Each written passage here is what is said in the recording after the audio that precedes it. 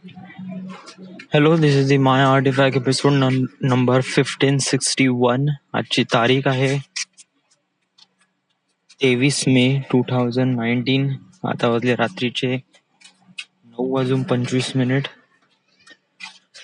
Something माझ्यामध्ये काही ना काहीतरी चेंजेस होऊन राहिले या आणि चेंजेस कोणते आहे मला पण नाही कळून राहिलंय या बट हे चेंजेस चांगले आहे की वाईट आहे? आय थिंक चांगले आहे असं मला वाटते, बट या सिच्युएशन साठी वाईट आहे. म्हणजे कसं आहे की मी खूप शांत राहून राहिलोय ऑफिसमध्ये, आपल्या कामापुरतं काम करून राहिलो आणि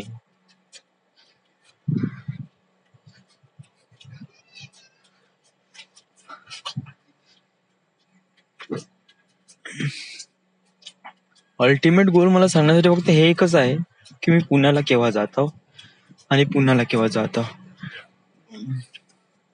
समहाऊ माझ्यासाठी विचार करण्यासाठी पण काही विचार राहिला नाही. That is what I am thinking.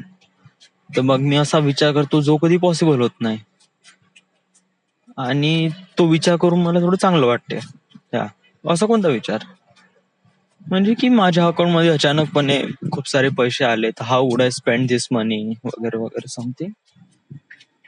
हा असा विचार आहे माझ्या डोक्यामध्ये जो मी विचार करतो की त्या विचारानेच मला थोडं चांगलं वाटते. जरी ते कधी पॉसिबल होऊ शकत नाही, आय नो दॅट. तरी बस विचार करायचा आणि थोडं बहुत बरं वाटते की आपल्यापाशी पण काही ना काहीतरी होप आहे, आपल्यापाशी पण काही ना काहीतरी इच्छा आहे, असं असं असं वाटते याच्यातून.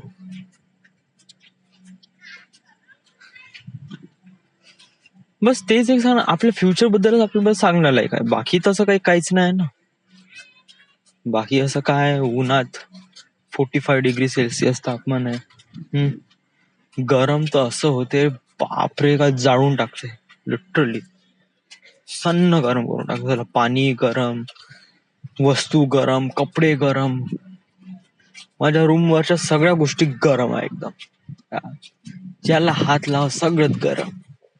इवन पाणी जरी थंड पाणी ऑफिस मधून भरून आणलं 2 घंट्यात पाहतो पाणी एकदम फुल गरम. अरे this happen because of the irreversibility process phenomena. माहिती आहे म्हणजे की रूम टेम्परेचर सोबत मॅच करण्याला एक प्रत्येक इन्स्ट्रुमेंट त्याला मॅच करत असतो. म्हणजे जस्ट लाईक प्रत्येक बॉडीचं एक टेम्परेचर असते.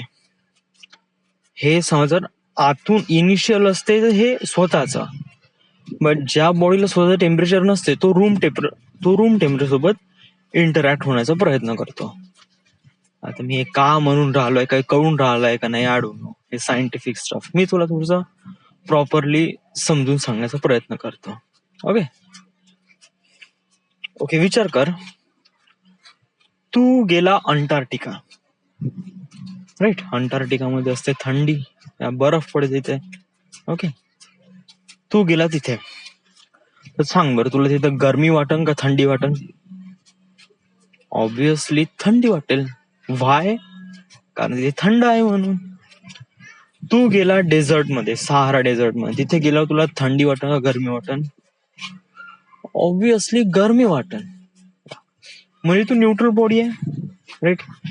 तुझ्या बॉडीमध्ये इंटरनल टेम्परेचर वगैरे असं काही आहे नाही.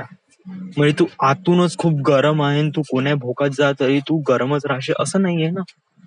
तू अंटार्क्टिका मध्ये गेला तर थंड होशील, सहारा डेझर्ट मध्ये गेला का गरम होशील, राईट?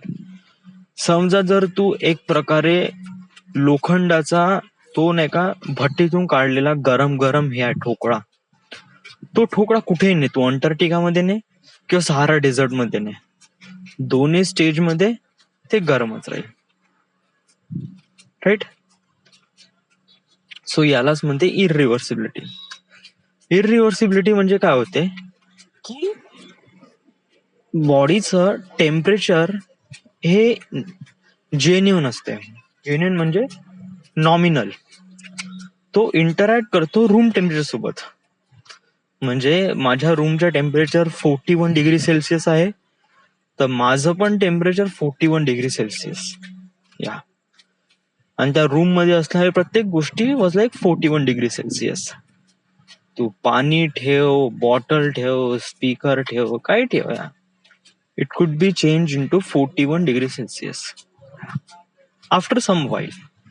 एकदम त्वरितच नाही का, गेल्याबरोबर डायरेक्ट 41 डिग्री सेल्सिअस. अरे मेरे बाप, गर्मी मेरी मार झाली की. बट या आफ्टर वाईल.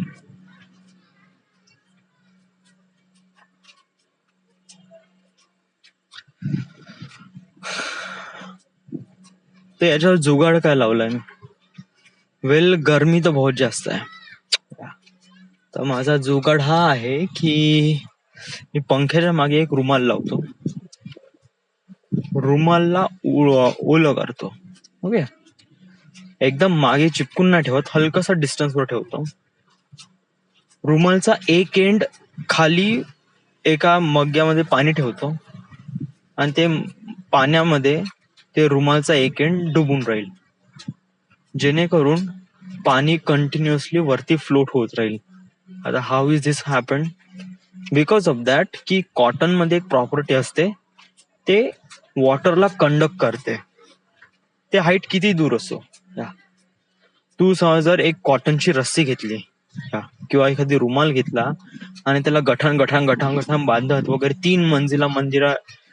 3 मंजिला इमारत एवढी एक रस्सी बनवली रुमालाची. ओके, तर त्या रुमालची रस्सीचा एक एंड तू पाण्यात ठेव आणि दुसरा एंड तू तिसऱ्या मजल्याच्या टॉप फ्लोअरवर ठेव, तर पाणी वरपर्यंत येईल without any external forces. So how it will be happen? आता हा त्यांचा फिनॉमिना, हा कॉटनचा फिनॉमिना आहे, तो पाणी नाही का सक करत राहते कंटिन्युअसली. सो तर तोच फिनॉमिना मी इथे वापरीन म्हणजे वापरला आहे म्हणा 1-2 वेळा. असा फारसा काही मला फायदा वगैरे काही झालेला नाही आहे.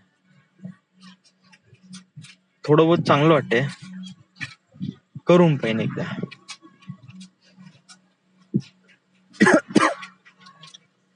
फायदा म्हणजे काय, म्हणजे इतका फारसा एकदम चेंज होत नाही या लिटरली.